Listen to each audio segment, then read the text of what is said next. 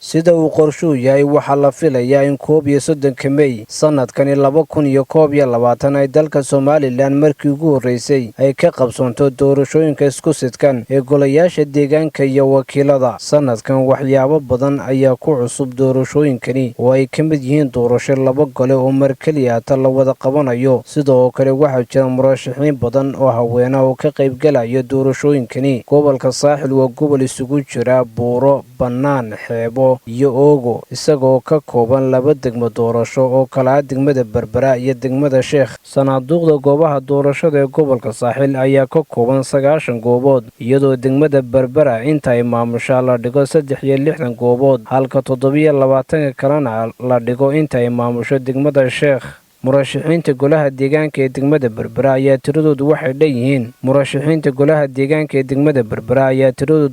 yihiin 39 murashax oo laga soo dhex doono 13 xubnood oo ay ka koobnaan doonaan golaha deegaanka ee degmada Berbera, iyadoo ay degmada Sheekhna ay ku loolami doonaan 27 murashax oo laga soo dhex dooran doono 9 xubnood oo matali doona golaha deegaanka ee degmada Sheekh, halka sidoo kale ay golaha wakiiladan ay u sharaxan yihiin 30 xubnood oo ay ka soo dhex bixi doonaan 10 mudane oo golaha wakiilada ee gobolka Saaxil u matali doona golaha wakiilada ee Somaliland, waxaana ay dhammaantood murashaxiintani ay ka tartami doonaan saddexda xisbi qaran ee Kulmiye, Wadani iyo Ucid. Haddaba gobolka Saaxil waxaa laga dareemayaa dhaqdhaqaaqyo ay wadaan murashaxiintu iyagoo dadaalo iyo olole ugu jira siday codka uga heli lahaayeen muwaadiniinta codbixiyayaasha ah iska diiwaan geliyay gobolka Saaxil. Waxaana xusid mudan in sanadkani doorashooyinkani ay ka qayb galayaan maayirka degmada Berbera, ku-xigeenkiisa iyo qaar ka mid ah xildhibaanadii hore oo mar kale codka ka doonaya bulshada gobolka Saaxil. Waxaa gudaha magaalada Berbera laga dhex taagay boodhar waaweyn oo aad u tiro badan kuwaas oo ay samaysteen murashaxiintu. Sidoo kale waxaa jira xafiisyo kala duwan oo ay murashaxiintu ka furanayaan deegaanada gobolka Saaxil, gaar ahaan degmada Berbera iyo Sheekh. Waxaana boodharkani laga taagay magaalada Berbera mid walba ku qoran halku-dhigyo iyo qoraallo musharax waliba ku soo bandhigayo sababta uu isku soo sharaxay iyo waxyaabaha uu qaban. diyaargarowgani ay samaynayaan murashaxiintani ayaa mid aad u sarreeya, waxaana musharax kasta u ordaya siduu uga mid noqon lahaa golayaasha deegaanka ee degmada Berbera, Sheekh iyo golaha wakiilada ee gobolka Saaxil. Haddaba sidee ayay u arkaan shacabka magaalada Berbera doorashooyinkan inagu soo foodale iyo waxyaabaha ku cusub doorashooyinkani? sharaxan sanadkan waxa weeye wax xildhibaano fara badan waa deegaan, waa baarlamaan, culeyskeeda iyo miisaankeeda ayay leedahay. waa xildhibaan siidaya. xildhibaanada iyo musharaxiintu waxay soo mareen processyo badan bay soo mareen. inta caaqiladii iyo maxay ahayd kala reebistiina lacag baa kaga baxaysa. baanka waxa soo qarasho soo galay waxa soo dhan asoo galay ayuu tagayaa maxay ahayd baarlamaankii ama golihii deegaanka ayuu tagayaa. muddo yar isagoo jooga ayaa haddana waxa la oranayaa xildhibaankii maxay ahayd kaan dooranay waraabutaag buu ahaa, waxba muu qaban, wax matar u ahaa, mid waxba qaban baan meesha geynay. hadda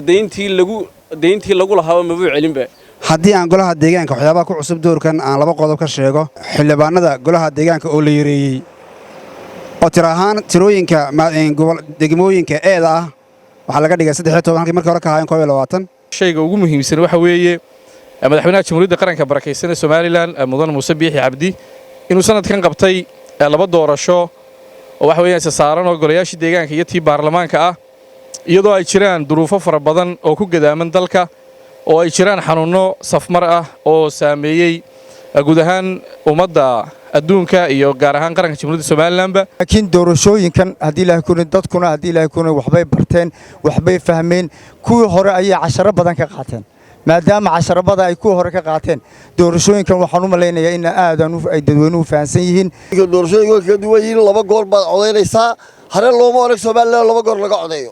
waa markii koobaad ee aynu laba goor codeyno inagu muwaadiniin. doorashooyinka hore waxay ku kala duwan yihiin. waqtigan maanta lagu jira haddii dalka iyo dadka toon laga naxayo, waqti doorasho lagu ma jiro sababtoo ah xaaladaha caafimaad darro oo xaaladda COVID-19 baa dalka ka taagan. hore aynu dooranay ee xildhibaanada ahaa ee 7 goor 8 goor 9 goor aanu ugu riday dibna noogumay soo noqon.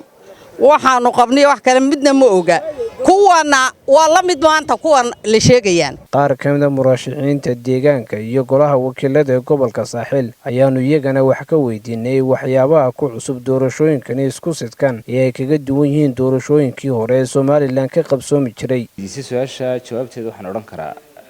farqi weyn baa u dhexeeya doorashooyinkii hore iyo doorashada hadda runtii de markii hore isku sidkaneen laakiin hadda way isku sidkan tahay waxyaabaha farqiga waxa kamida populationka dadku uu kordhay oo ka kordhay sidii hore sidoo kale dadku imika way diiwaan gashan yihiin markii hore ma diiwaan gashanayn hadda qofku waxa weeyaan musharaxa waxa weeyaan waa inuu dadka wada taabto halku markii hore in gaara intuu target gareeyo intaasun uu warwareejinayay oo hadhow tole uu goobaha geenay dadku ay double vote sameynayeen dadka wacyigooda wuu kordhay oo wuu isbedelay aqoon ahaan iyo technology ahaanba way u koreen runtii waxaad dareemaysaa waqtiyadii hore ee doorashooyinka la gelayay dadku doorashada si fiican uma aqoonin laakiin maanta way barteen waxay garanayaan waxay garanayaan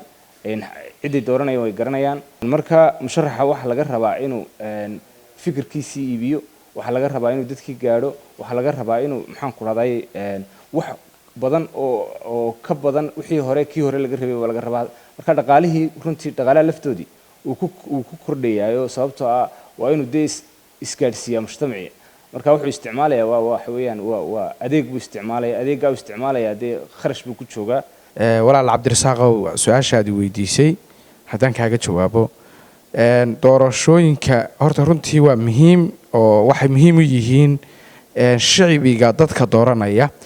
marka doorashadan iyo doorashooyinkii horena soo geli jirnay waxay ku kala duwan yihiin number 1 in ay tahay doorashadan doorasho markii koobaad Soomaaliland la arko oo ah goli deegaanka iyo goli baarlamaanka oo isku sidkan doorashadani waxa weeyaan doorasho 3 xisbiyo kaliya ay ku tartamayaan halka markii hore ahaayeen axsaabta badan golayaasha deegaanka for example ay ka soo bixi jireen qodobkana way ku kala duwan yihiin kale ay ku kala duwan yihiin maanta waxa lagu codeynayaa waa kaarkii registration vote-kii oo aan bariga hore marar badan jiri jirin waxyaabaha kale ku cusub doorashooyinka waxa jira xanuunkan covid-19ka oo aan bariga hore jirin iyadana waa waxyaabaha cusub ee macni doorashooyinka attentionka u yeelay ama maxay ahayd ku cusub hadnaqaya ama hadda laba siinaya sab TV Cabdisaaq waxa aynu ognahay maanta in golo deegaan iyo golo baarlamaan ay saaran yihiin oo laba murashaxba ay saaran sid ka yihiin taas waa mid dhinac culays fara badan baa ka jira oo wax weeyaan de way ku yara adag tahay bulshada labadii qof si soo waafajiyaan dhinacna waxa oran karnaa way kaga hawl yar yihiin sidii hore nadaamani qarash ahaanba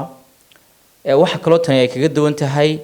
nidaam electroniga lagu codeynaya maanta oo 141 maana qofku card haysto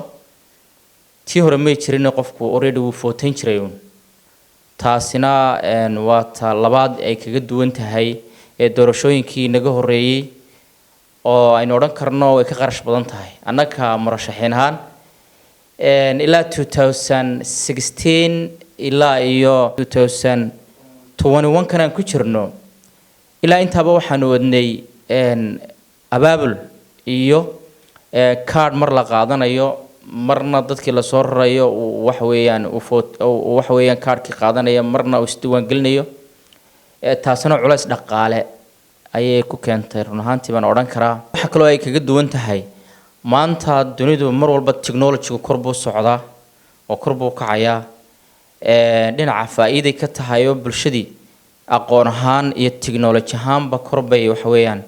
ay u kortay Cabdirasaaq Qaasim Jaamac wararka telefishinka Saab magaala xebeedka Berbera